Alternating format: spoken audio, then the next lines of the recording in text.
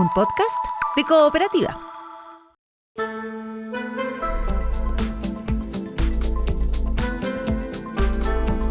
Hola Santiago La Chile, hola al mundo que nos sigue a través de cooperativa.cl. Este primer café de jueves 5 de marzo, el primer jueves de la nueva temporada, el primer café, como siempre con economistas para hablar de la economía en Chile, de la economía a nivel internacional también. Vamos a compartirlo con los economistas Luis Eduardo Escobar, que es director de la Fundación Chile 21, consultor independiente, con la economista Soledad Ormazábal, investigadora de Horizontal, con Jaime Ruiz Tagle, académico de la Facultad de Economía y Negocios de la Universidad de Chile, y con Macarena García, economista senior de Libertad y Desarrollo.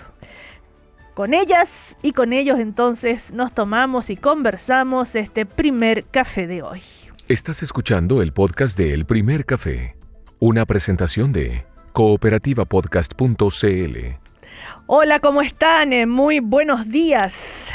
Bueno, hay varios temas en el mundo de la economía para conversar con ustedes y quería partir con el tema que ha marcado la última semana acá en Chile, este famoso cable chino, pero desde el punto de vista de la economía y de lo que eso significa para la relación con las economías tan importantes como China y la de Estados Unidos. Recordemos que el presidente electo, José Antonio Kast, viaja a una reunión, ¿verdad?, allá en Florida, para asistir a esta cumbre Escudo de las Américas.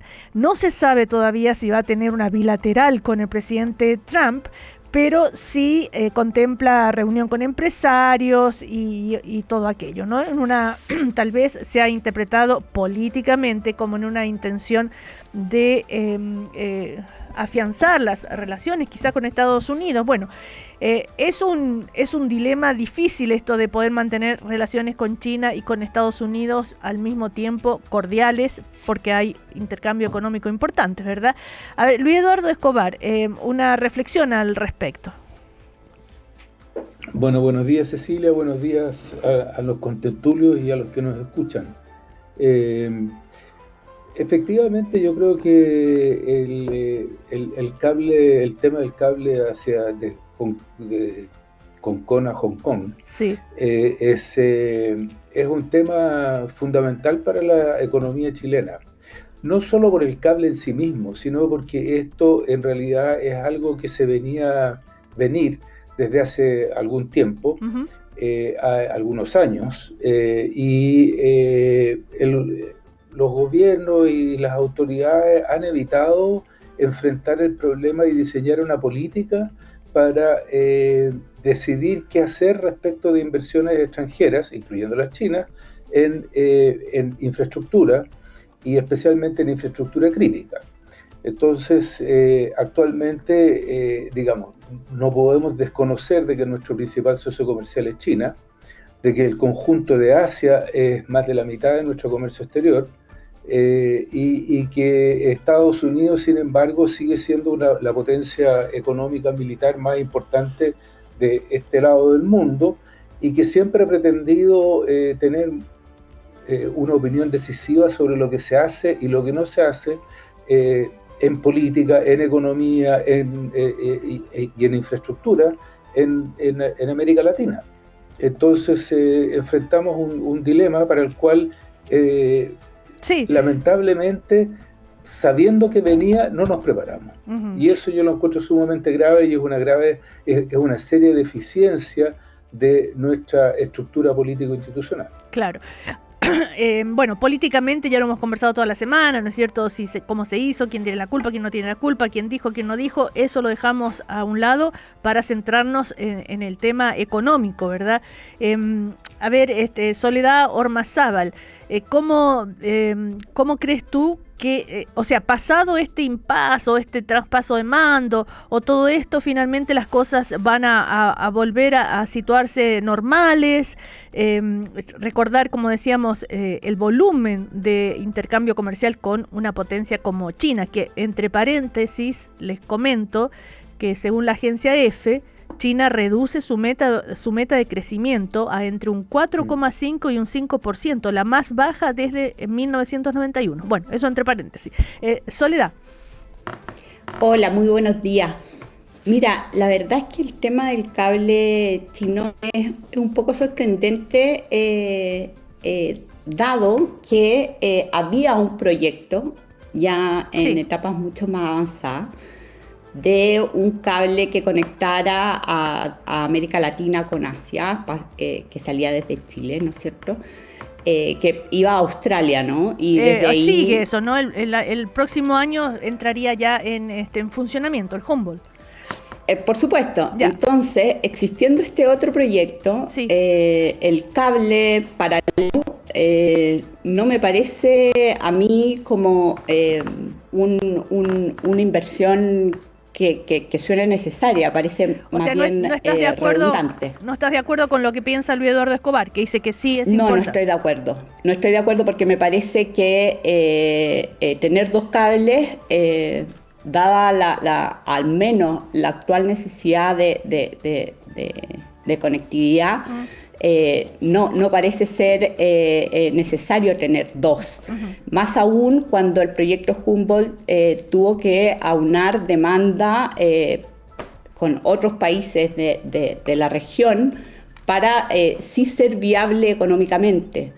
Entonces, la ya. existencia de un cable paralelo no tiene mucho sentido Macarena, desde mi perspectiva. ¿tú qué crees? ¿Tiene sentido o no tiene sentido desde el punto de vista de la importancia para la economía y el desarrollo del país?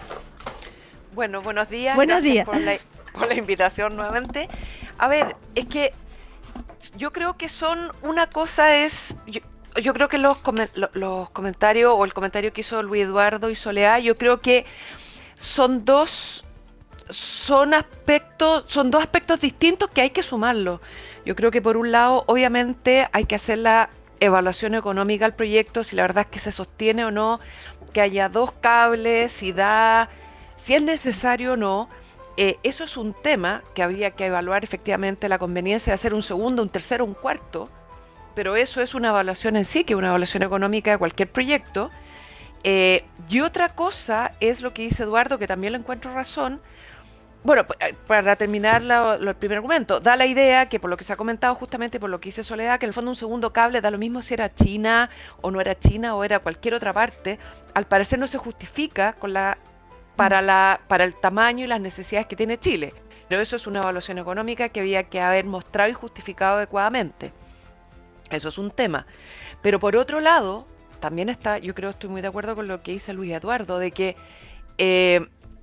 nosotros, a ver, hace rato que estamos teniendo problemas porque aquí el problema no es quién construye el cable, sino es quién opera después esa información tan Sí. relevante que está en el cable. Entonces podríamos hablar que infraestructura crítica. Entonces la pregunta es, está bien, más allá de la viabilidad económica del proyecto, si valía la pena o no hacerlo, la pregunta es, ¿nos da lo mismo quién lo haga y quién lo opere? ¿Da lo mismo cualquier proyecto de inversión? Y eso yo creo, y ahí en ese caso estoy de acuerdo con lo de Arte, que en el fondo, desde que teníamos el tema de los pasaportes, ya hemos tenido varios problemas que nos generan problemas de relaciones comerciales y relaciones políticas con países, particularmente China, dado que nos tenemos que echar para atrás. Avanzamos en un proyecto y después nos retrocedemos y quedamos muy mal parados porque no hemos sido capaces de decir, ok, en ciertos sectores, telecomunicaciones, transmisión eléctrica, que es otro tema que también está por discusión y Ya. nadie ha querido tocarlo, para ver efectivamente en qué caso puede ser riesgoso y en qué caso sí estamos de acuerdo con que participen en estas inversiones. A ver, la futura ministra vocera de gobierno, Mara Cedini, decía ayer, con China es todo oscuro. ¿Ah? Eh, eh, respecto al manejo de datos, a la información y todo aquello. A ver, Jaime Ruiz Tagle, con China todo es oscuro, sin embargo, China es el principal socio económico, digamos, el primer destino económico de las exportaciones chilenas, y hay muchos negocios de por medio, y esto ha traspasado varios gobiernos de distintas posturas políticas. Entonces, de pronto China ya no es un socio confiable económicamente. ¿Cómo lo ves? Hola, buenos días, Buenos días. Cecilia, buenos días a los panelistas y a todas las personas que nos escuchan. Mira, el tema es delicado porque uno puede hacer la pregunta, por ejemplo, ¿qué es un socio confiable, cierto? Entonces, quizá uno tiene que pensar en cómo se relaciona uno con estas contrapartes. Entonces, cuando uno se enfrenta a situaciones en las cuales, por ejemplo, al otro lado, en el otro país con el que uno está trabajando, las decisiones se toman con poca transparencia, sin conocimiento público, sin que haya un debate al respecto, sin que haya una representación del otro país, entonces las cosas se complican. Y si uno pone esos parámetros, en realidad uno puede dudar de China, ¿cierto? Porque es digamos, un sistema político bastante particular, donde hay un solo partido, Sí, no es hay un una debate dictadura, público, como se hay dice. discusiones, Sí. ¿cierto? Entonces, bien complejo. Ahora, hoy día lo que está pasando en Estados Unidos es difícil, porque uno dice, bueno, esto no está pasando las decisiones por el Congreso de Estados Unidos, no hay un debate público abierto respecto a este tipo de decisiones. Estas son decisiones que están tomando personas en las reparticiones públicas. Entonces, tampoco es que uno diga, mira, ¿sabes qué? Es súper confiable y tranquilo. Yo no me estoy relacionando con el Congreso de Estados Unidos, que podría ser algo más estable. Pero como a ver uno si te firma entiendo acuerdos, bien, firma Jaime. tratados.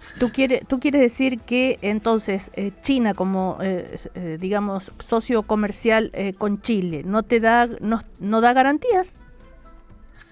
O sea, lo que quiero decir es que la relación con China siempre ha sido compleja, ¿cierto? Lo que es novedoso hoy día es que Estados Unidos, que era más confiable en cuanto a cómo se tomaban las decisiones, hoy día dejó de serlo. ¿Y eso cómo puede afectar el intercambio económico? Es ¿Y súper cómo, y complejo. recién Yo creo ahora que se vienen se dan cuenta de esto, crees bueno, tú? Tal cual, o sea, lo que dice Luis Eduardo, esta cuestión nos debimos haber dado cuenta probablemente hace 2 o 3 administraciones atrás, que íbamos a tener que tener un equilibrio bien particular en nuestras relaciones comerciales entre China y Estados Unidos. Y como dice Macarena, o sea, hay infraestructura crítica. O sea, una cosa es quien hace un puente, por ejemplo, te dice ya, ok, pero otra cosa es quien opera las centrales eléctricas, digamos, en un momento dado. Entonces, Claro. si uno dice, mira, si voy a tener el riesgo de que yo voy a tener que arriesgar la soberanía de Chile para prestar, digamos, colaboración en una guerra, y que si no me van a cortar la luz de todo el país, estoy con problemas, ¿no? A ver, Luis Eduardo... Es un problema bien delicado. Entonces yo creo que hay un tema de planificación acá importante, Sí. donde hay una tarea súper grande para el próximo gobierno y para los que vienen más adelante, Es que- de cómo balancear adecuadamente las relaciones comerciales con las relaciones políticas y tomar decisiones de largo plazo respecto a la infraestructura crítica. Y probablemente uno tiene que moverse un poquito en la dirección de lo que se llama la autarquía, de decir, ¿sabes qué?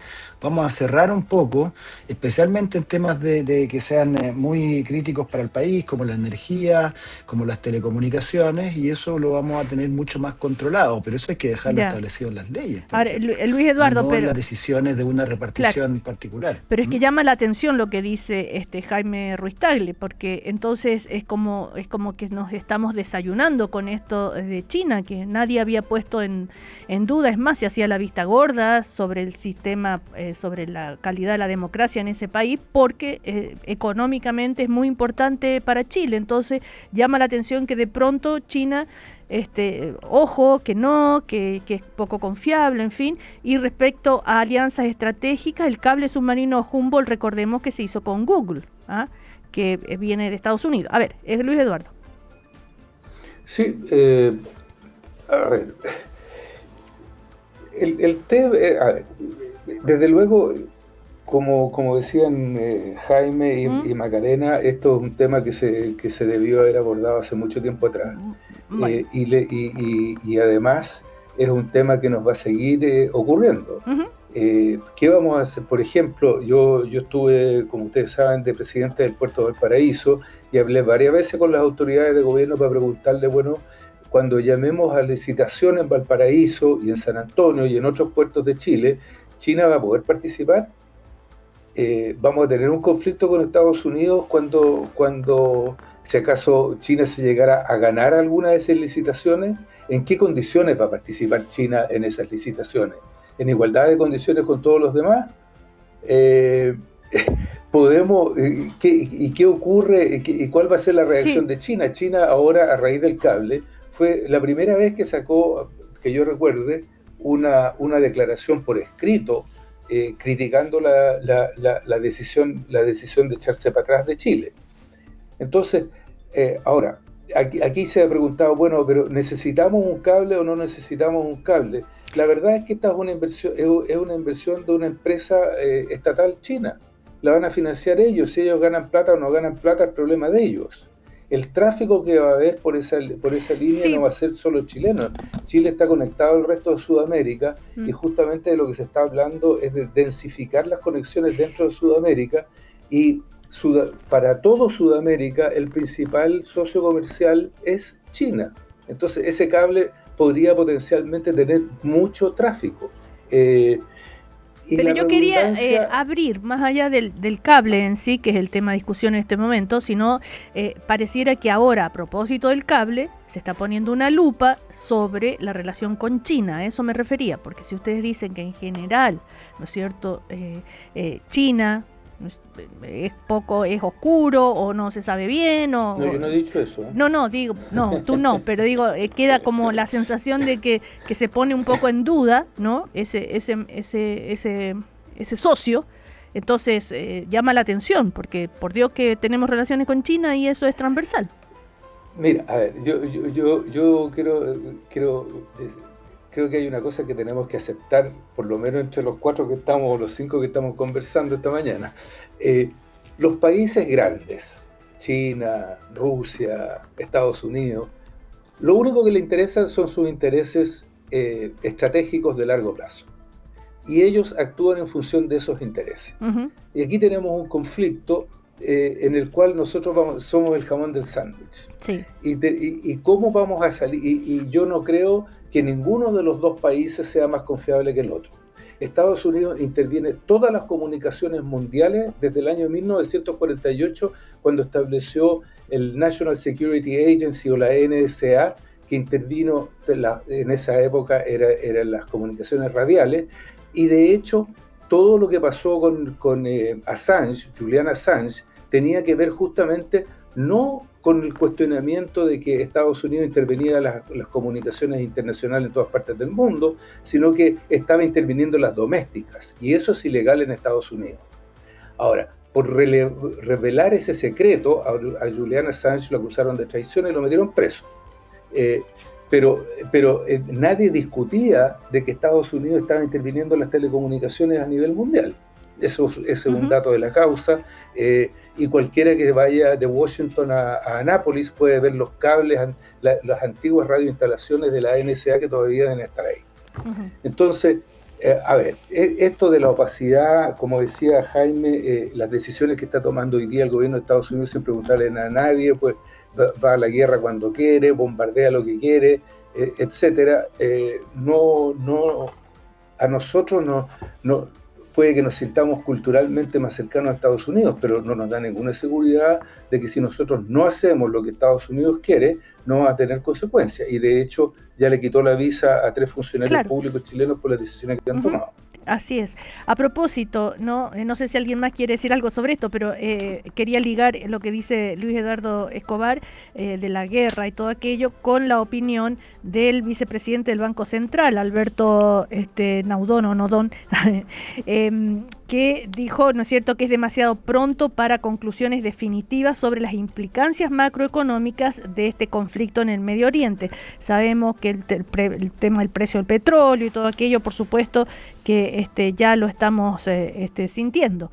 Es un conflicto particularmente preocupante para la economía mundial y para Chile, esto, o es uno más de los tantos. ¿Qué dirían ustedes, Soledad?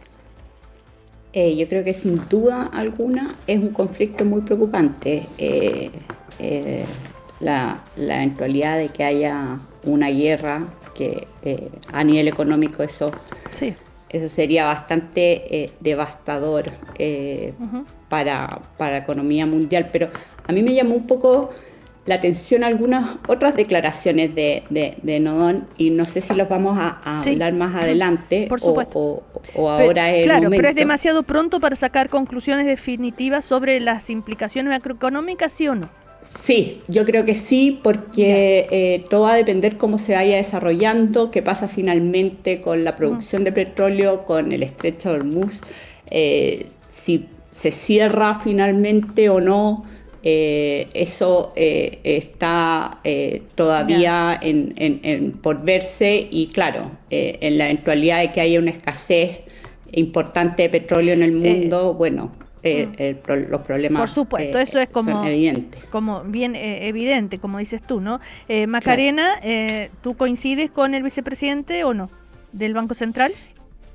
Perdón, antes de pasar a tu pregunta, yo quería solamente cerrar una cosa que me quedó pendiente del tema anterior. Sí.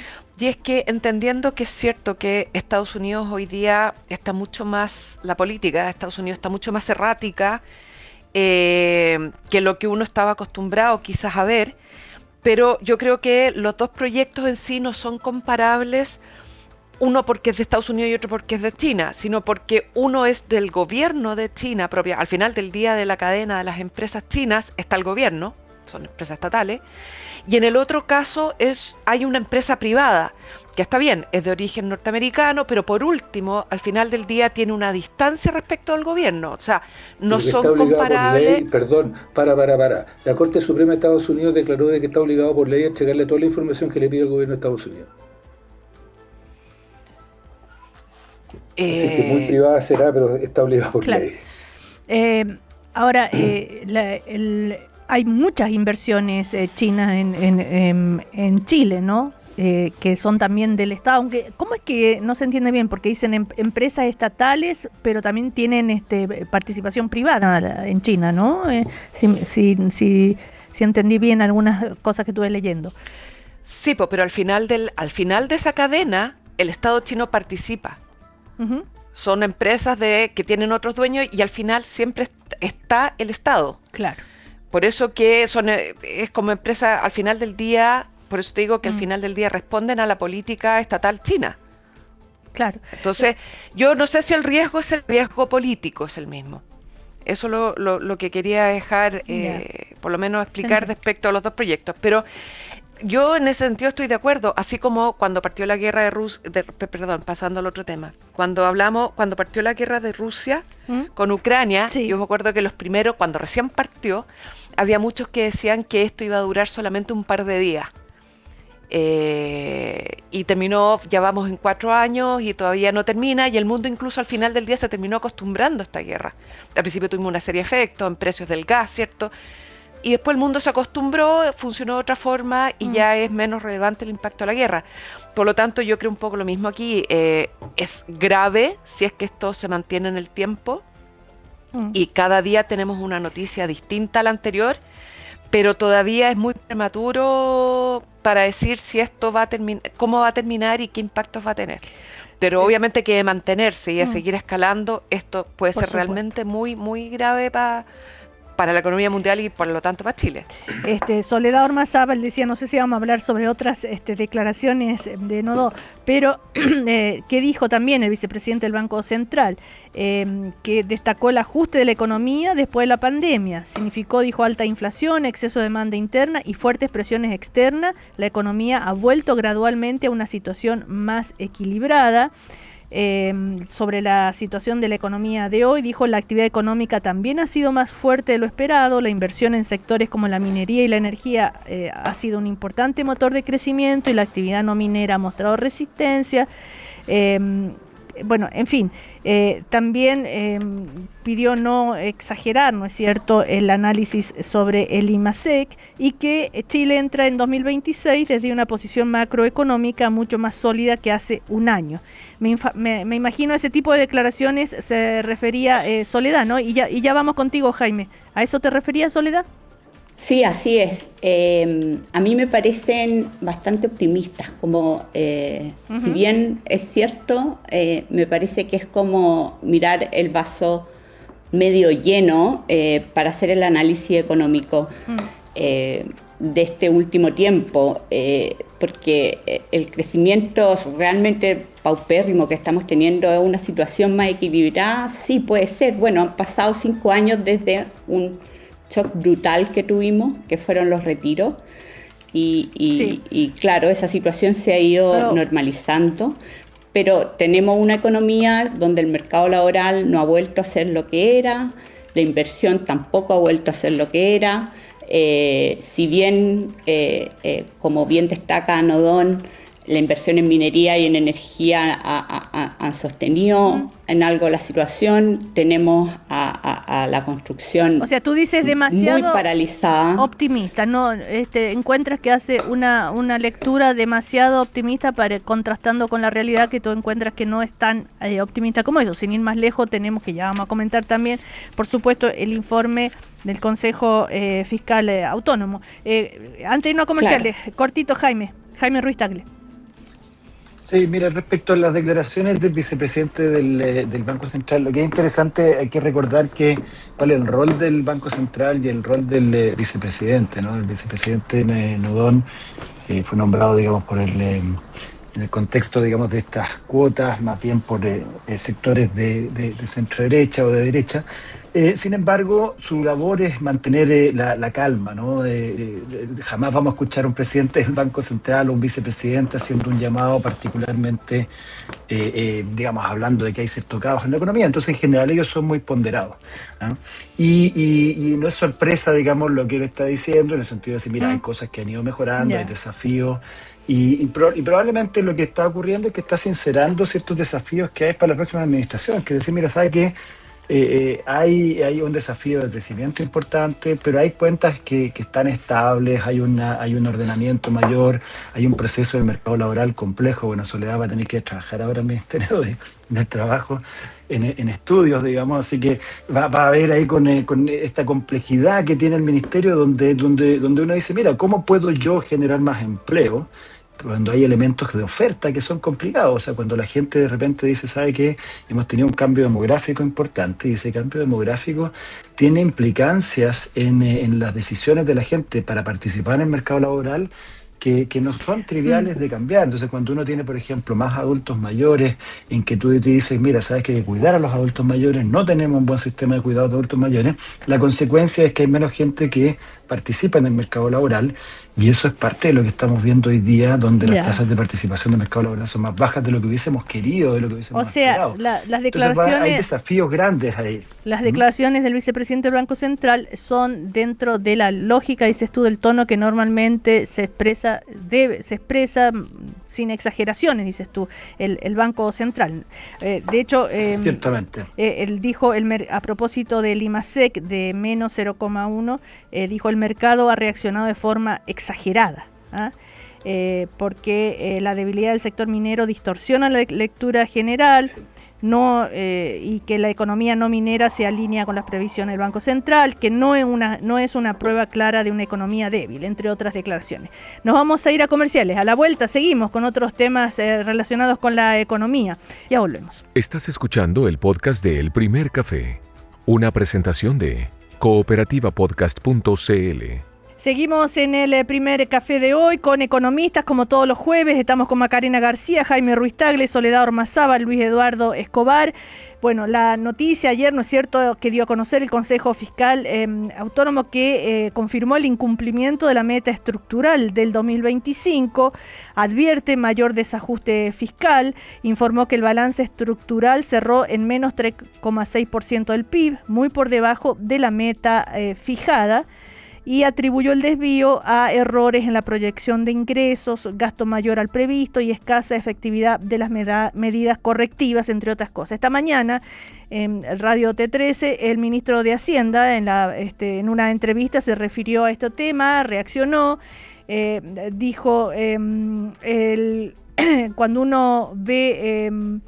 los datos, más allá de la prosa o la opinión legítima política que pueda tener cada uno, en los datos es indiscutible que el país está mejor en materia económica, pero que estemos mejor, incluso en la meta fiscal, mejor de lo que se recibió, no significa en ningún caso que sea una situación para estar tranquilo. Y recordó cómo se recibió esto ¿no es cierto?, de la deuda fiscal, en el gobierno de Sebastián Piñera, dijo: no hago ningún juicio, sino que simplemente digo cuál fue el punto de partida y cómo estamos terminando el gobierno. Tengo entendido que el segundo gobierno de Sebastián Piñera terminó con un balance estructural superando el 9% del PIB.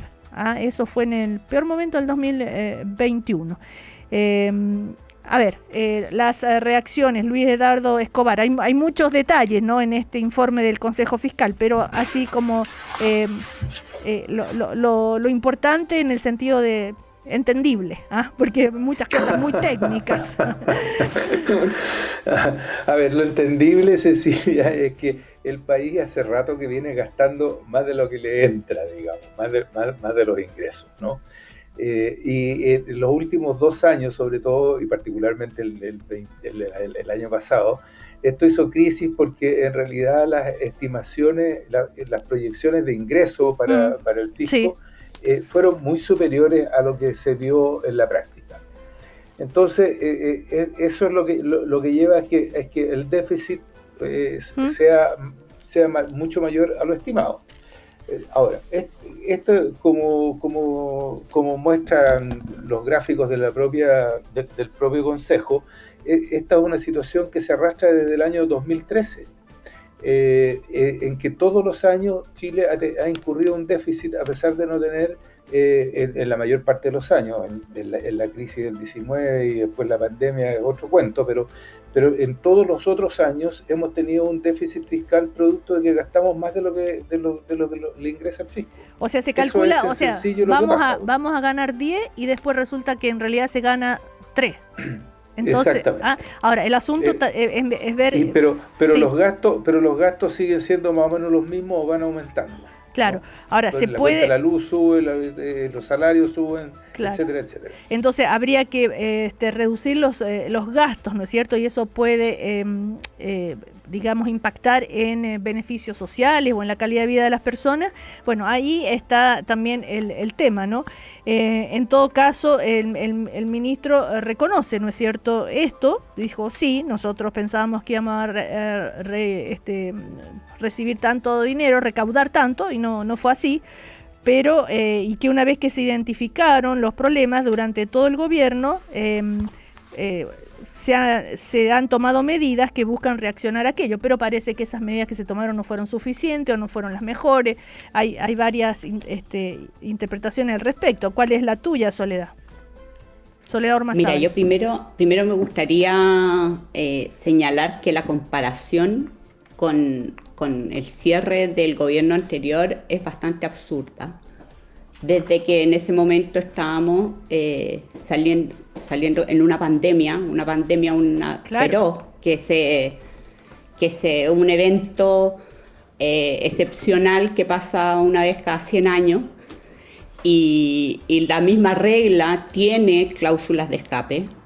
El problema ahora es que el desvío es enorme, dado un contexto en el que no han habido crisis que lo justifiquen. Entonces sí es preocupante lo de ahora, y no es una situación en la que se haya normalizado.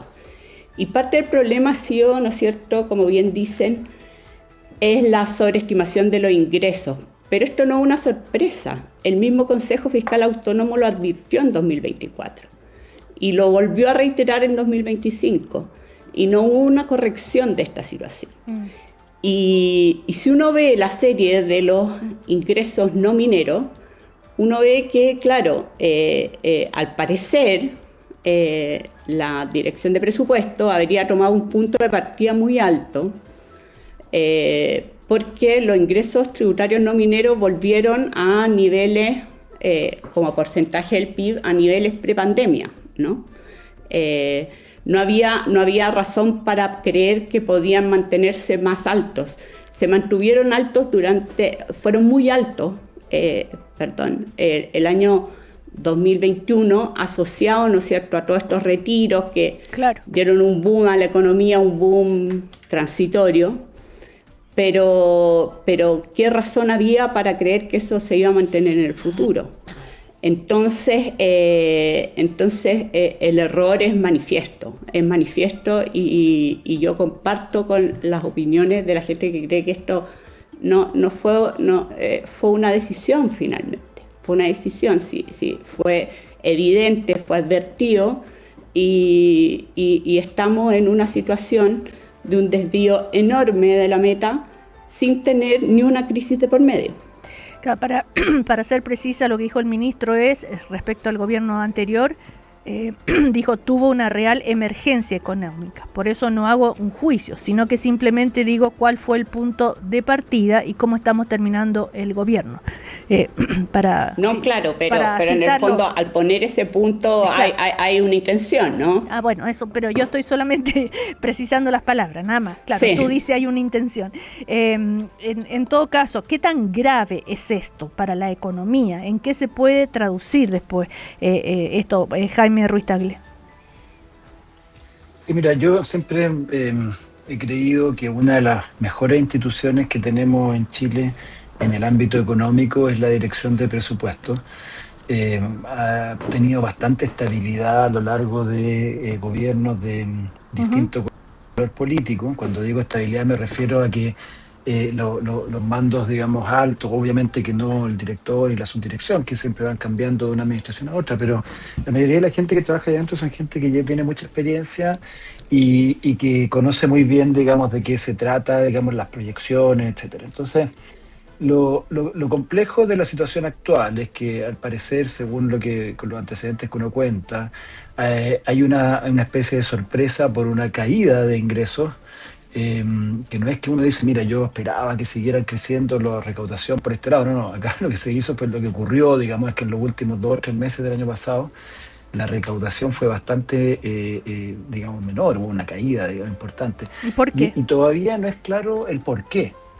¿Cómo fue que hoy ¿hay algo de la recaudación de impuestos, la evasión y todo eso o no?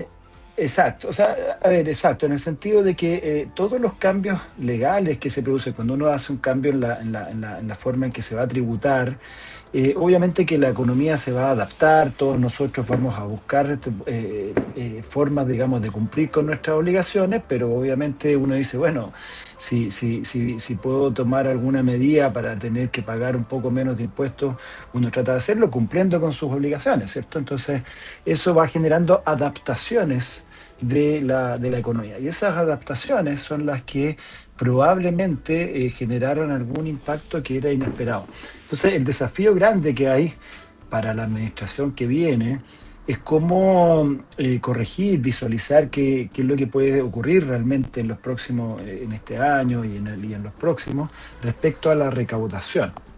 Todavía hemos tenido toda una discusión durante la campaña de cómo preocuparnos de los gastos. Bueno, ahora tenemos otro problema, digamos, que tenemos que preocuparnos de la recaudación, ¿ya? Entonces, de decir cómo vamos a poder seguir recaudando, porque obviamente para poder mejorar las cuentas fiscales uno tiene que, por un lado, generar aumento de los ingresos y por otro lado un control de gastos. A ver, ¿no? pero, entonces, claro, pero ¿qué tan grave es complejo, pero el control de ingresos también, ¿no? Entonces eso es muy importante porque tiene que ver con las leyes, con los reglamentos que se aplican y con la forma en que fiscaliza el Servicio de Impuestos Internos. Ahora, yo les preguntaba qué tan grave es, ¿no es cierto? La futura vocera de gobierno, Mara Cedini, decía ayer que esto, ¿no es cierto?, era que no son buenas noticias para el país, obviamente, que reforzó su crítica hacia la gestión fiscal del gobierno, que fustigó que se ha calculado una y otra vez mal los ingresos, no somos capaces de hacer un gasto efectivo, seguimos endeudando al país, esto no es una buena forma de administrar las finanzas. Dijo, vamos a necesitar muchos esfuerzos, no solo del Ejecutivo, sino también del Legislativo, para avanzar en volver a poner en orden las finanzas públicas. A ver, Macarena García, ¿qué tan grave es esta situación? Y por dónde podría venir la solución, en qué vamos a notar en la vida de las personas cuando el próximo gobierno tenga que ajustarse el cinturón para poder, ¿no es cierto?, superar esta situación que estábamos comentando ahora. A ver, antes de contestar tu pregunta me gustaría aclarar un tema que cuando uno mira, a ver, Yo lo sostengo hace cierto tiempo, que antiguamente los informes de finanzas públicas que se entregaba, que es el informe, ¿cierto?, donde el gobierno, cada gobierno proyecta dice cuánto va a recibir de ingreso y gastar cada año y el año siguiente. Antiguamente eran anuales y con suerte había una actualización en junio, pero así media informal, pero eran anuales. Hace unos años ya, que estos informes son trimestrales. Yo siempre entendí que ese avance a entregar este informe trimestral era justamente tener información trimestre a trimestre para poder tomar decisiones de política fiscal a tiempo cuando se veían desviaciones importantes. ¿Y por qué el ministro decía, perdón Macarena, esta mañana el ministro decía, todos los meses se da a conocer lo que entra y lo que sale? Sí, bueno, pero además, claro, pero eso es lo pasado. Pero cuando tú proyectas lo que falta, ese es lo importante del informe de finanzas públicas. Pero, pero ¿qué es lo que se conoce trimestralmente y qué es lo que se conoce mes a mes? No, mes a mes, efectivamente, con un mes de rezago se conoce lo que ya ingresó y lo que ya se gastó. Okay. Ya. Y pero aquí lo que yo digo, se hace el pronóstico. La proyección, claro. Ya. Te vuelve a decir cuál va a ser el escenario del año y de los años siguientes. Yo lo que hice fue pescar todos los informes de finanzas públicas, o sea, trimestral, para ver efectivamente cuánto se corregía trimestre a trimestre los ingresos estructurales y, por otro lado, el gasto. Uno debiera esperar que si el gobierno va viendo que se le van cayendo los ingresos estructurales, cada nueva proyección para el año respectivo, por lo menos el gasto no debiera aumentar, sino que tratar incluso de reducirlo de alguna forma.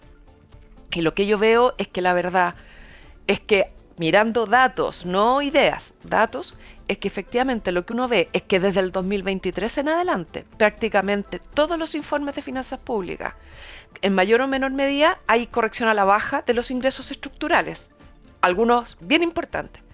Y el gasto en algunos informes cae para ese año y en otros sube.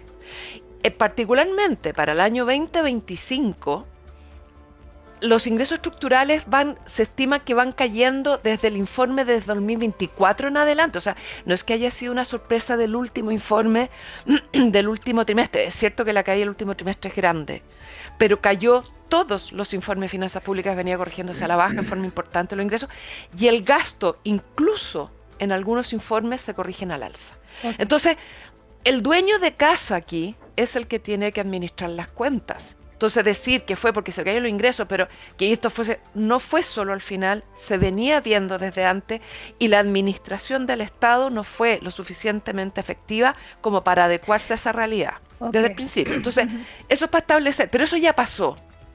Entonces, la pregunta es, ¿en qué nos impacta esto en el 26 para adelante? Es lo siguiente, si el gobierno que está de salida hubiera cumplido no es que no haya tenido déficit, sino que hubiera cumplido sus propias metas de déficit, porque hay que recordar que cada gobierno pone sus metas. Así es. Fíjense que la deuda no estaría en 41 y algo, estaría en 37. Eso yo creo que es la comparación que hay que hacer. Okay. No si la deuda del año pasado, 25, se mantuvo igual a la del 24. Porque esa no es la comparación correcta que hacemos, sino la comparación es cómo hubiera estado esa deuda si el gobierno hubiera cumplido sus propias metas. Esa deuda estaría en 37.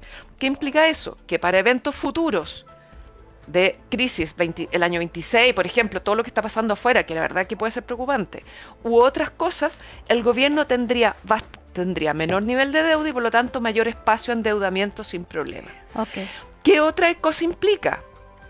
Que por otro lado, ya llevamos 3 años consecutivos con corrección en los ingresos.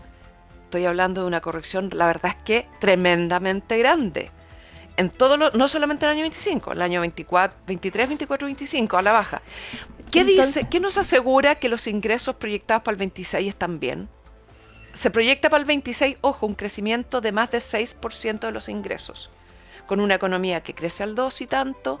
Ya vimos que la reforma tributaria parece no está recaudando, la de cumplimiento tributario no está recaudando. Ya, entonces de nuevo tenemos una proyección de ingresos para el 26 probablemente mucho más alta que la que va a ser.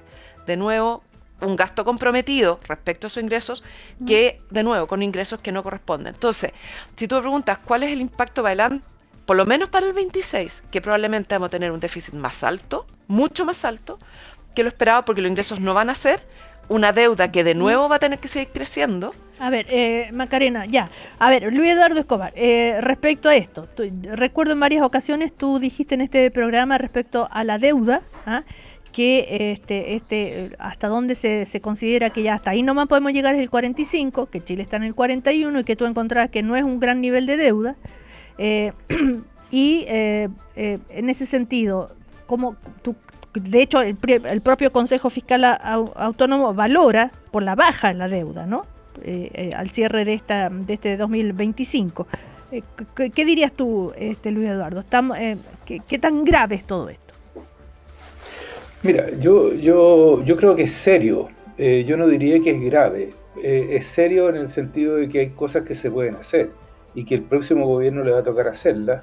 Y le habría tocado eso a cualquiera que hubiera sido el gobierno. Yo siempre dije que la situación fiscal había que corregirla y que esa era una de las principales tareas en el ámbito económico del gobierno que asumiera el 11 de marzo. En consecuencia, yo no quiero decir de que mire, aquí no hay nada que preocuparse y que sigamos como vamos.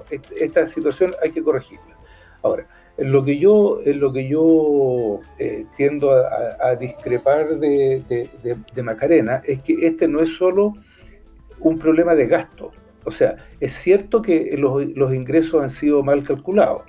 De eso no cabe ninguna duda. Incluso el actual gobierno llamó al Fondo Monetario Internacional para que revisara la forma en que se calculan los ingresos y parece que el Fondo Monetario señaló de que la forma en que se hacía no era lo suficientemente sólida como quedó demostrado, y que había que hacer una tarea importante de corrección de cómo se calculan los ingresos. A mí, al igual que Jaime, yo siempre he tenido mucho respeto por la calidad técnica de la DIPRES, así como por otras instituciones importantes en el área macroeconómica como el Banco Central.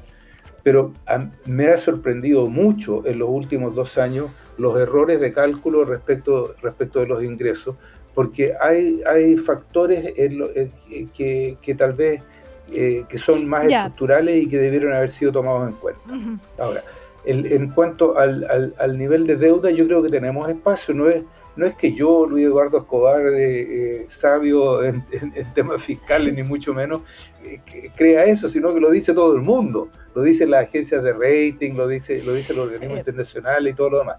Así que por eso digo que es una situación seria, hay que tomarla como tal, hay que corregirla, por el lado de los ingresos especialmente, y también por el lado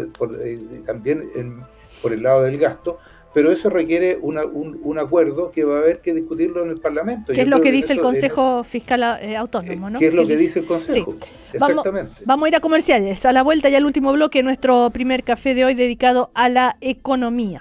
Estás escuchando el podcast de El Primer Café, una presentación de cooperativapodcast.cl.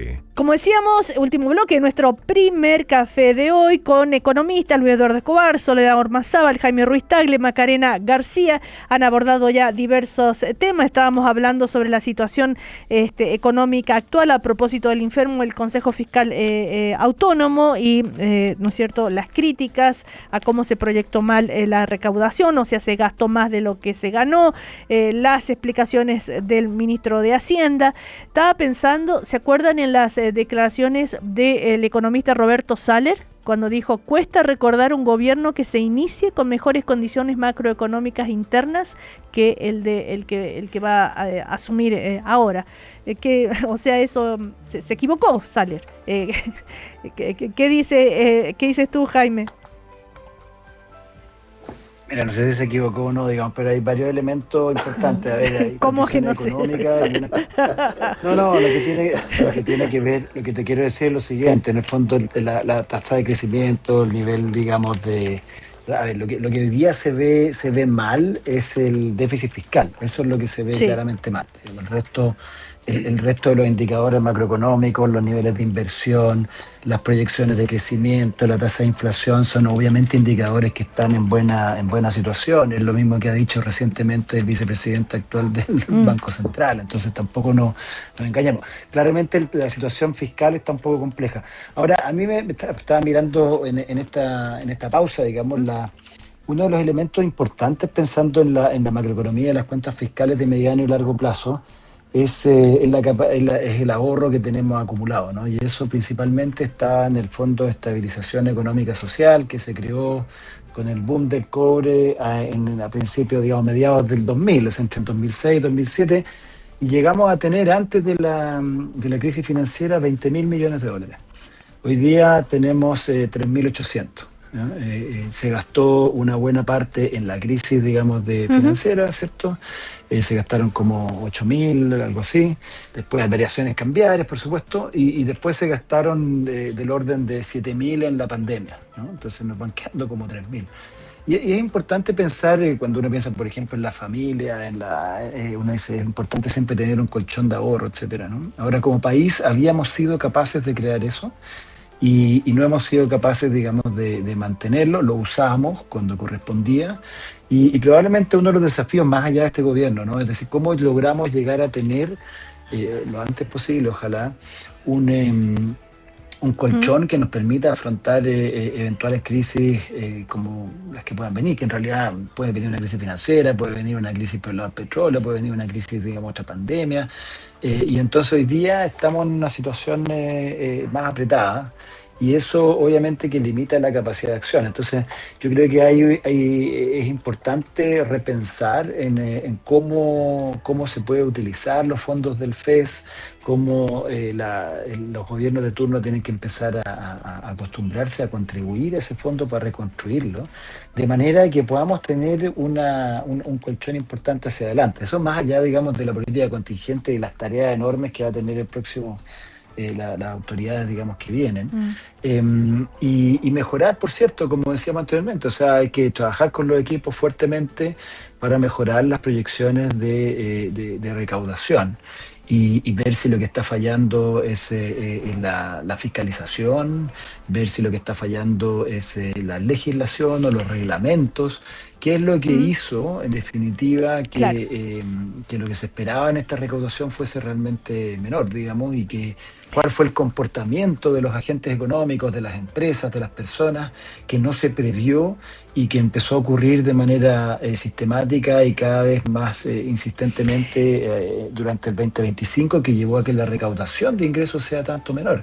Entonces, ahí hay un desafío bien interesante para la gente que está tanto en la DIPRES como en impuestos internos y obviamente, digamos, en los centros de investigación, de ir monitoreando, ir ajustando, ¿cierto? Ojalá lo antes posible, los eventuales vacíos legales que haya que corregir. Claro, O sea, hay un desafío importante también desde el punto de vista parlamentario, ¿no?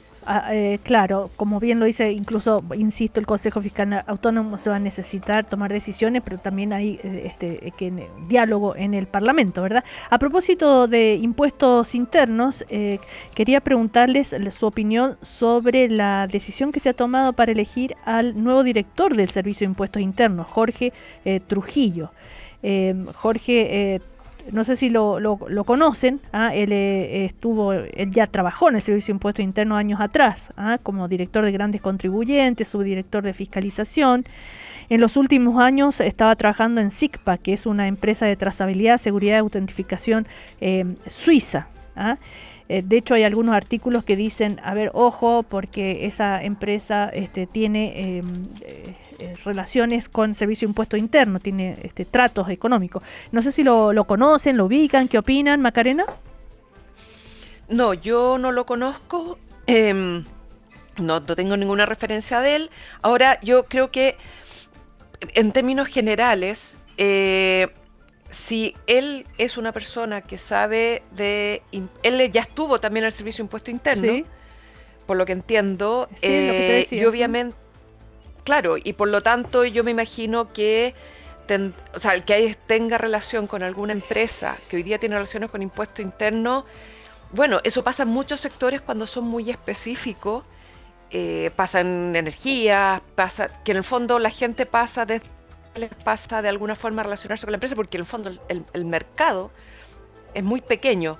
Yo en eso no tengo problema, siempre y cuando las cosas sean transparentes. Y él mantenga su resguardo y la empresa también mantenga su resguardo. Yo ahí, pero más que eso no podría opinar. Pero le espera una tarea importante, entonces, como decía Jaime Rustagle, en el sentido de fiscalizar la recaudación. Sí, a ver, perdón, solo para cerrar un tema, y es que yo creo que efectivamente, como dice Luis Eduardo, aquí obviamente hay un tema, puede haber un tema de los ingresos, más allá de una mala proyección. Pero eso no quita que al final del día, si los ingresos no son por el motivo que sea, que haya que ajustar los gastos o por lo tanto tratar de contener. Y aquí, aunque puede ser que haya más espacio para gastar o más espacio para deuda, no nos podemos comparar con países desarrollados en términos de la capacidad de deuda que podemos tener, pero independiente de eso, a mí lo que me preocupa es que si el gobierno pasado se comprometió a no superar el 45, esa es una autocompromiso que tiene que responder, y por lo tanto yo esperaría que el nuevo gobierno, si pone una cierta meta más allá de si podrían endeudarse más o no, cumpla la meta, porque son autoimpuestas. Romper las metas, ya sea de balance estructural o de deuda, quita credibilidad y predictibilidad a la política fiscal, y eso yo creo que es lo preocupante, más allá si podemos endeudarnos un poco más, un poco menos, es que hay que cumplir las metas. Eso, yo espero que el nuevo gobierno, más allá de lo que prometa, lo cumpla. Soledad Ormazábal, a ver, desde tu punto de vista, con la elección para dirigir el Servicio de Impuesto Interno, que recordemos fue bien polémico en un momento cuando se hizo la reforma de cómo para la, ¿no es cierto?, evasión y todo aquello. ¿Cómo lo ves tú? Bueno, yo, igual que Macarena, tampoco conozco al nuevo director. Me parece que no me queda más que desearle el mejor de los éxitos, el desafío para reducir la evasión, la elusión, y particularmente el desafío de combatir el crimen organizado. Desde impuestos internos se puede hacer mucho. Así que desear el mejor de los éxitos. Y va a tener que ocuparse de la reforma tributaria anunciada por José Antonio Kast, ¿no? La rebaja del impuesto a las empresas, por ejemplo, de 27 a 23%. La ley de cumplimiento tributario que les decía recién también son temas importantes.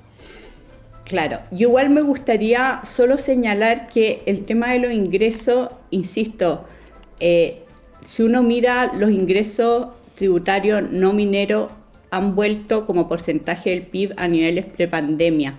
Acá no hay como un cambio muy estructural en cuanto a la recaudación.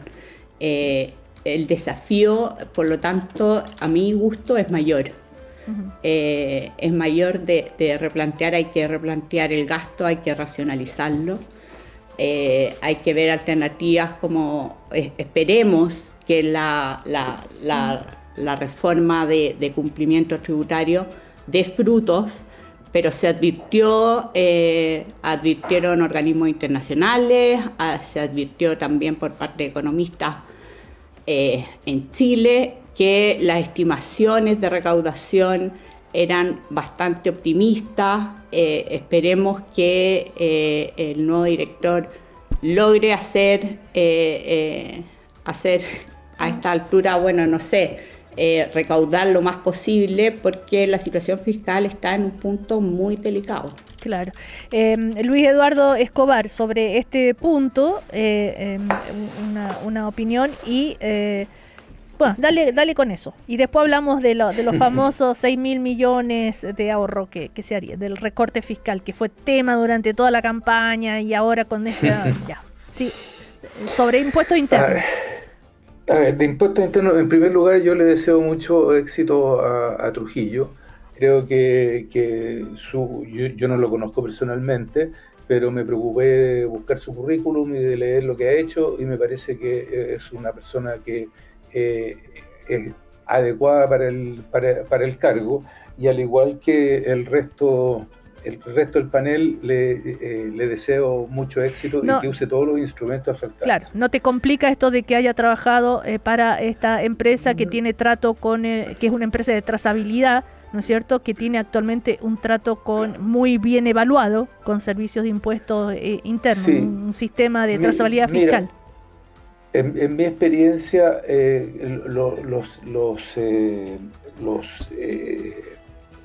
servicios de impuestos internos de todos los países se apoyan en empresas privadas que colaboran con la identificación Sí. de embarques, de cobros, de transacciones, etcétera, económicas, que permitan recaudar de mejor manera los impuestos. Así que yo ahí no veo ningún problema, y tal como decía, creo que era Macarena, que se preocupe el señor de declararse incompetente, digamos, en la eventualidad de que tenga que decidir sobre temas que involucran a esa empresa. Claro, a mí me parece... deber de abstención. Exactamente. Ok, ya. Sí. No me preocupa mayormente, no, Ya. para nada. Esas empresas además son, en mi experiencia, y digo mi experiencia porque a mí me tocó trabajar en el Fondo Monetario en muchas de estas cosas, en mi experiencia son en general bastante serias, tienen todo tipo de certificados, tienen todo tipo de controles, etcétera. Así que no me preocupa. Respecto al ahorro fiscal, que ahora entonces va a volver a ser tema, a partir de lo que supimos ayer del Consejo Fiscal Autónomo, el próximo gobierno va a decir, tiene que, me imagino, estará tomando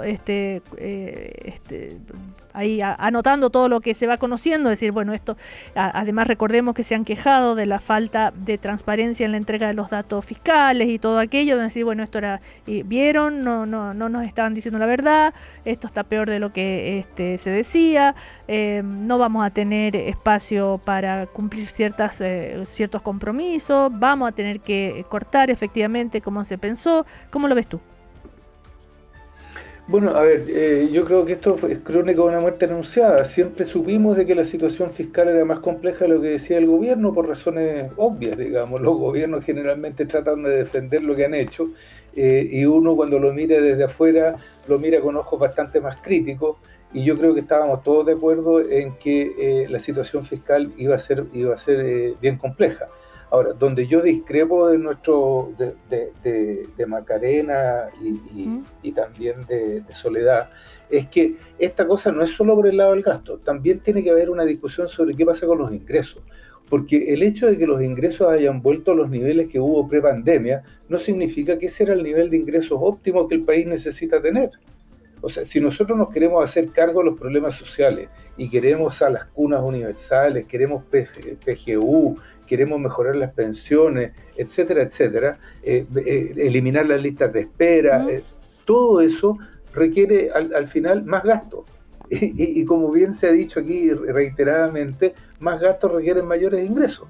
Entonces, el tema, por eso que nosotros siempre nos oponíamos a decir que aquí simplemente había que recortar los gastos, porque en primer lugar veíamos que no había mucho lugar para recortar los gastos, y mucho peor la rebaja de los impuestos corporativos en 4 puntos, que al principio estaban hablando de hacerlos de un solo paraguaso, ahora están hablando de hacerlo un punto por año. También nos parecía de que no era lo correcto y que no había espacio fiscal para hacer eso. Ahora, pues finalmente yo también coincido con Jaime de que hay que reconstruir los fondos de ahorro, y no solo los fiscales, sino que también los del Banco Central. El Banco Central ha estado haciendo una política que ha pasado bastante piola, lo que es bueno, en cierto modo, de volver a acumular reservas.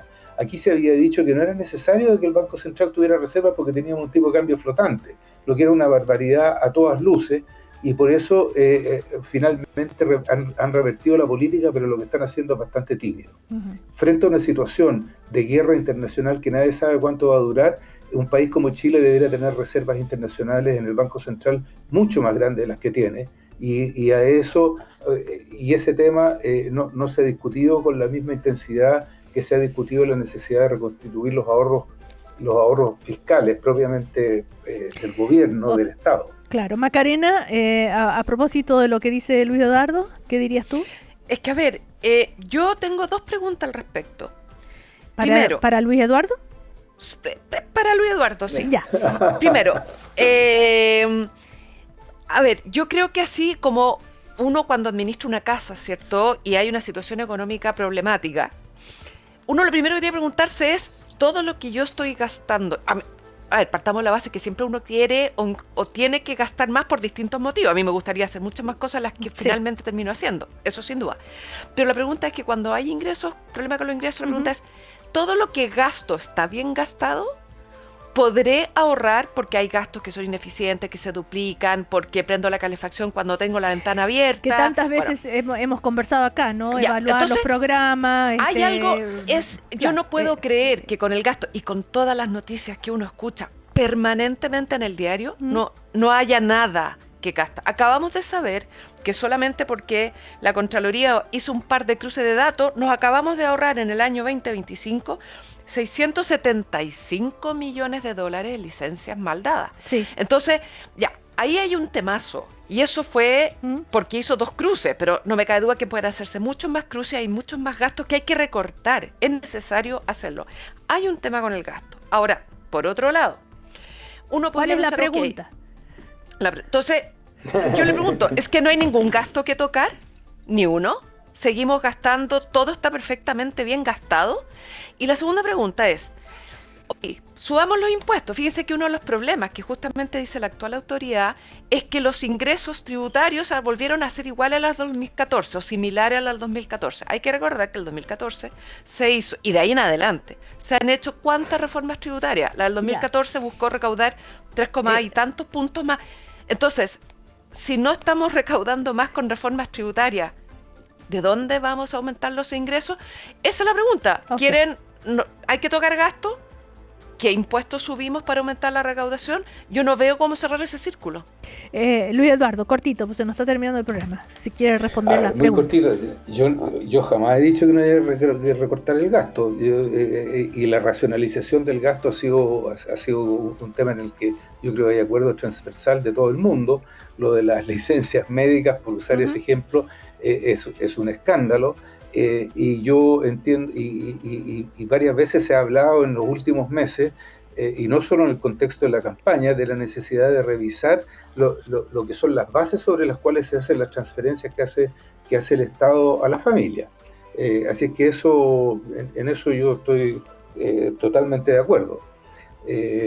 No cabe en duda que hay que tener un mejor control del gasto. Ahora, lo otro es que el tema de los ingresos fiscales no es el mismo tema que los ingresos familiares. Claro.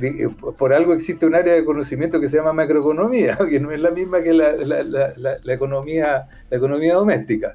Y eso tiene que ver con un acuerdo social, y por eso yo creo que el Consejo Fiscal tiene razón, y lo apoyo, en que hay que ir al Congreso a discutir qué es lo que vamos a hacer en materia de gasto, qué es lo que vamos a hacer en materia de apoyo social, y qué es lo que vamos a hacer en materia de ingresos.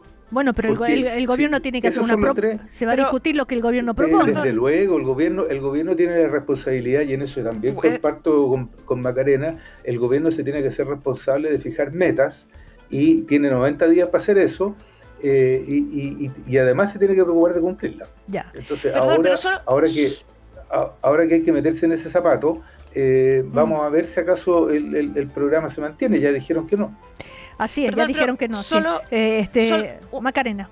Una aclaración cortita, sí, pero cuando yo me digo respecto de los ingresos, está bien, es un acuerdo, obviamente, pero hemos visto que a pesar de todas las reformas tributarias, para subir la recaudación no ha subido por un tema económico. Macroeconómico, no estamos recaudando más que lo que recaudamos cerca del 2014. Entonces, la pregunta es de nuevo, ¿volvemos a subir los impuestos? Yo creo está bien, pero no están generando los ingresos esperados. No, subir los impuestos. ¿Cómo? No, yo no necesariamente creo que sea un problema de subir los impuestos. Yo creo que nuestro sistema tributario está mal diseñado, pero eso ¿lo dejamos para la próxima semana? Queda para otra. Estoy de acuerdo. Oiga, ojalá no bajen los impuestos para las empresas, porque si bajan los impuestos a las empresas van a estar más complicados todavía. Claro, el tema más que subir es no bajar, dicen ustedes. Bueno, oigan, se nos terminó el primer café. Soledad, lo siento. Soledad Ormazábal, Jaime Ruiz Tagle, Macarena García, Luis Eduardo Escobar. Hasta la próxima. Buena semana. Bueno, muchas gracias. Hasta luego, panelistas. Gracias. Chao. Aquí termina el podcast de El Primer Café. Lo escuchas en vivo de lunes a viernes desde las 9 de la mañana y todos los días en cooperativapodcast.cl.